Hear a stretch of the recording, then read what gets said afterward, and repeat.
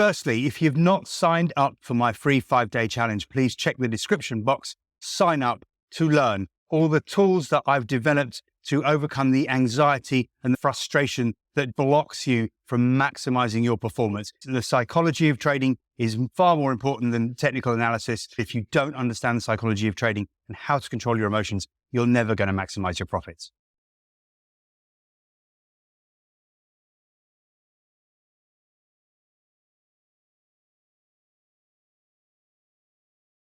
Good morning. I'm going to go through the trades from the spreadsheet on Friday. We had another good week last week. Thursday was a little bit tricky, but I don't think we lost any money.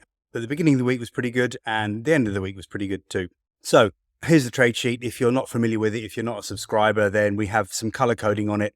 Trades with the yellow background, I have added that morning. The ones with the white background were on the sheet yesterday, so may already be in your order book. Trades in green have been triggered, but they haven't hit the targets yet.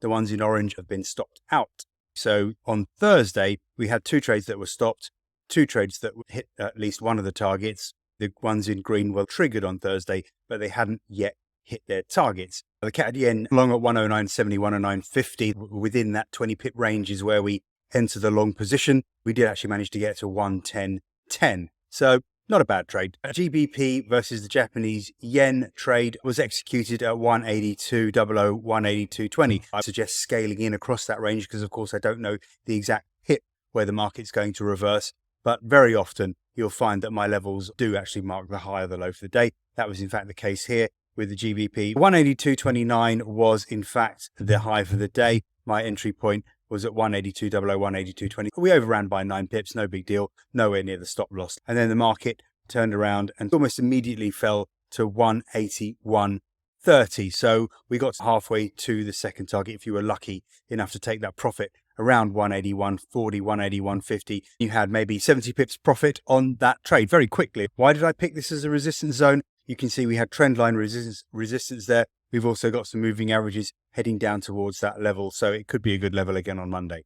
Another trade that I had on the sheet on Thursday was buying the dollar yen at 147.60, 147.40. 147.31 was Thursday's low. Overran by 9 pips, no big deal. Got us into the long position, and look, the market just rocketed from there immediately. This is the 5-minute chart, so you can see that it didn't take very long at all to hit 148.42.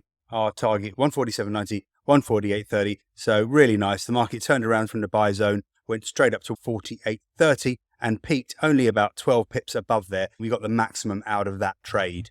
A very quick 80 pips or so on that trade as we pretty much caught the low and the high for that move. I'm going to show you the Aussie dollar trade, which also hit its targets on Thursday. We entered at my sell level 64.60, 64.80, 90, 63.83 was the exact low. I had these targets 64.30, 64.10 and 63.90. So again, pretty much bang on, almost catching the exact high. And then we did catch the exact low as the market sank over 100 pips. That was a real nice trade. We just went in one direction, straight to the target. Nice, easy money. Another 80 pips on that trade.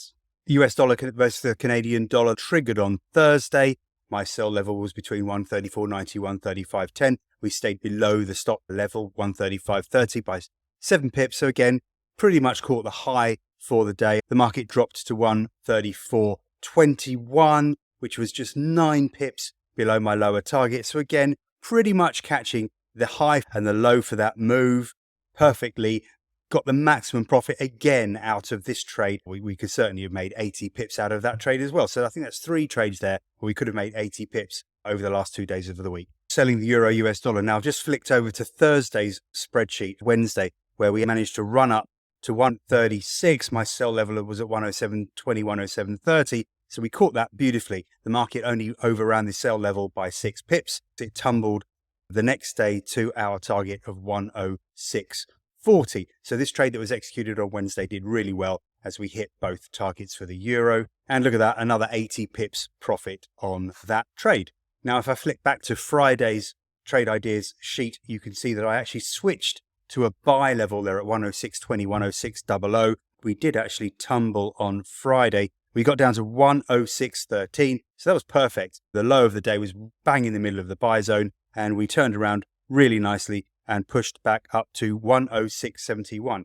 Now let me just see where my target was. 106.80. We didn't quite get to my target. So to have taken full advantage of that trade, you would have had to have got out below my target. If you ran it towards the close, we got to 106.50. So there was still a 30 pip profit on that trade. The last one was the New Zealand dollar CAD, a sell level at 80.30, 80.50. Now that actually was the exact high for the day on Friday, but unfortunately we ran out of time and we couldn't make a profit on that trade. The market only came down to 80.28. Although I caught the high for the day, there was no profit on the trade by the end of the day. I said to you at the beginning of the video, Thursday was actually the only tricky day that I had last week. And we did actually have 3 losing trades on Thursday. I put those in orange on Friday morning just to make everyone aware that those trades were stopped. But we have very small stops. So this was approximately a 30 pip stop where you would have lost on the Aussie yen, on the GBP yen. If you did both yen trades, I don't advise that you do all the yen trades, obviously, if they're all the same way. But even if you did do both of them, again, not too bad, 40 pip loss on that one. The euro versus the Aussie would have been a 30 pip loss. If you're losing 30 pips and making 80 pips on most trades,